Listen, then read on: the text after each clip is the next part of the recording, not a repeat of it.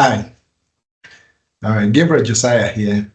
Today, we'll be looking at our ratio analysis, which we've been talking about the second type of ratio, and it's liquidity ratio. Okay, so today we'll be talking about one of the liquidity ratios called inventory holding period. Inventory holding period.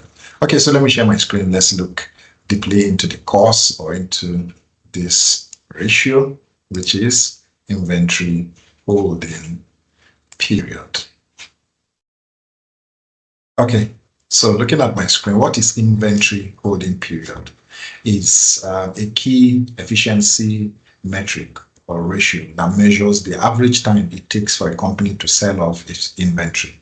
So the time it takes to have the raw materials, convert it to finished goods, then also sell it off, or from finished goods it stays in the store, and the time lag it has from the store to the market, and it's converted into cash, or from the store is sold on credit, receivables, and converted into cash is what is called inventory holding period. Very briefly, we'll look in detail into what this ratio is all about. So the inventory holding period is a key efficiency metric. It measures the average time it takes for the company to sell its inventory. Now, the ratio also indicates how well the business manages its inventory levels and turnover, providing insights into operational efficiency and cash flow management. This is very important because inventory, especially for companies that are solely fast-moving consumer goods, this area or ratio will really help determine their turnover, provide insight into operational efficiency and how they manage their cash flows effectively. Okay, so this is the formula for the inventory holding period. The average inventory from the beginning of the year to the end, divided by the cost of sales times the number of days in the year.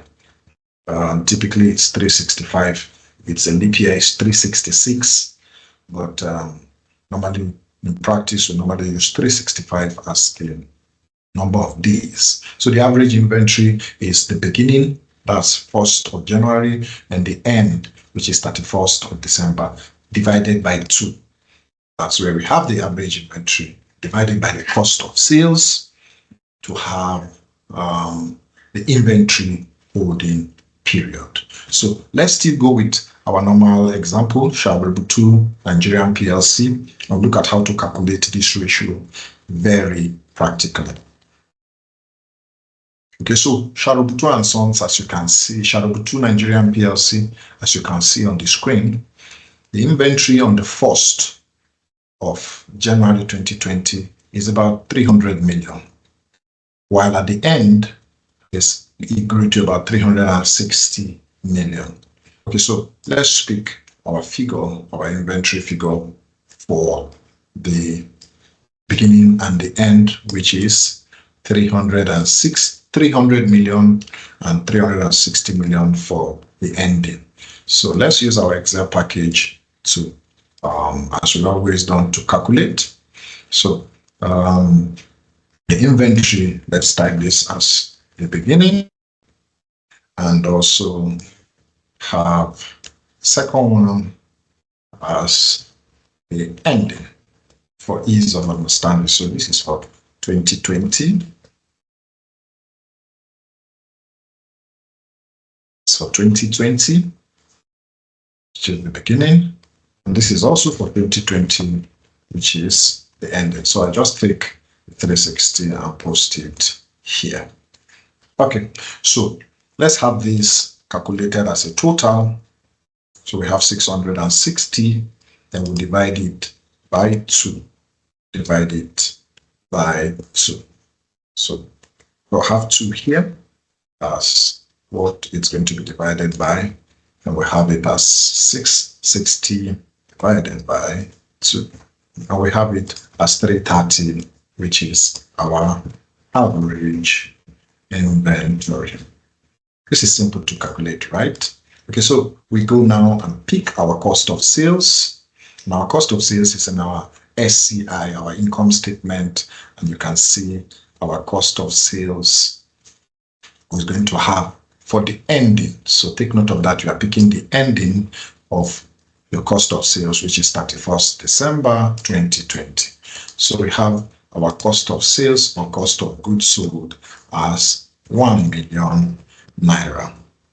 1 million naira. Beg your pardon, let me go back to my Excel sheet. Okay, so we have it as 1 million naira. Okay, so we now have the cost of sales and we have our average inventory. So let's divide it and see the number of days it takes to convert inventory to cash. Okay, so we have our 360 divided by our cost of sales times 365 days. Very simple. So we have it as 120 days on average to convert our inventory to cash. 120 days to convert our inventory to cash. So let me just put it here. It's 120 days, and that's approximately 4 months. 4 months inventory holding period. Okay, so what does this mean? What does this mean? All right, it means that the number of days on average that inventory is being held before it's being sold. So in the case of 2020, 220 days, which is quite high, and we'll be looking at the effects or the cause of why we have a high number of days in inventory being held in the store before it's converted to actual sales. Okay, so a shorter inventory period indicates faster inventory turnover, which is generally favorable for maintaining liquidity and minimizing holding costs, like storage, warehousing, and etc. It's very important. So what's the implication? Implication is a lower inventory in holding period implies efficient inventory management, quicker sales, leading to improved cash. So when you have lower days, like 30 days, 45, 60 days, this is effective inventory management. Efficient sales team pushing the product out, advertising and marketing activities are on top notch. And also this helps improve cash flow. On the other hand, a higher inventory holding period like we see with Sharon 2 Nigerian PLC of over 120 days indicates overstocking, slow sales or inefficiencies in supply chain, which can tie up capital and increase storage costs. So if you have goods where they have expiry dates, or they have their consumables people eat, it can be very disastrous, except if the inventory are non-expiring goods. They are goods that are not edible or for eating. They can last as long as possible.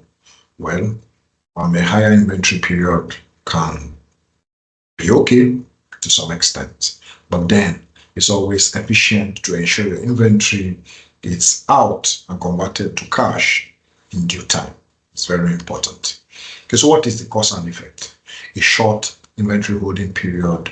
The cause of that is effective inventory management practices, strong demand for the products, efficient marketing and sales strategies. That's the cause of a shorter inventory period. So the inventory is converted to cash and does not last long in the warehouse or in the store. It's sent or bought in the market. The effect is improved cash flow, reduced storage costs, and lower risk of inventory obsolescence. Inventories don't become obsolete, especially those that have expiry or near date to expire. So the effect is, if your inventory goes out on time and the days are reduced, it shows a lower risk inventory becoming obsolete or expired on the company. Now, a long inventory holding period, the cause is overproduction, declining sales, ineffective marketing, poor inventory management practices. So these are the causes of a longer inventory period, which I believe is the case of Sharubutu Nigerian PLC. A long inventory holding period of 120 days is quite alarming. Shows overproduction, like we see, declining sales, ineffective marketing, poor inventory management practices. And if the effect is clear, you have increased holding costs, you have to pay staff, security, expand your warehouse, and all those are at a cost. Potential write-down, write-offs based on IAS 2 on inventory. You have obsolete inventory. You have cash flow issues. Your working capital may be tied down, and inventory may be a parameter or metric that is tying a huge or large chunk of your working capital. And this can hinder operations, so the effect is bad. So in conclusion, the inventory period is a crucial indicator of a company's inventory management efficiency and overall operational effectiveness. So this indicator helps, especially FMCGs, pharmaceutical companies, and those that have inventory pipeline or backbone of their activities. It shows that a lower or shorter inventory time helps to depict management efficiency and overall operational effectiveness. So by monitoring this ratio, businesses can optimize inventory levels, enhance cash flow, and improve profitability while minimizing the risks associated with excess inventory or a longer inventory holding period. This is very important. Okay, so the inventory holding period is an important metric, especially for a company that deals with raw or serious inventory that expire on time. Okay, so let me know what you think about this ratio in the comment section, your observations and comments. Please put them in the comment section and I'll attend to them quickly. And also don't forget to like, share, and subscribe. So we'll see in the next class for the next ratio. And don't forget to turn on the notification bell also to get notified when new content are posted on the channel. And until the next class or the next ratio we're looking at, bye for now.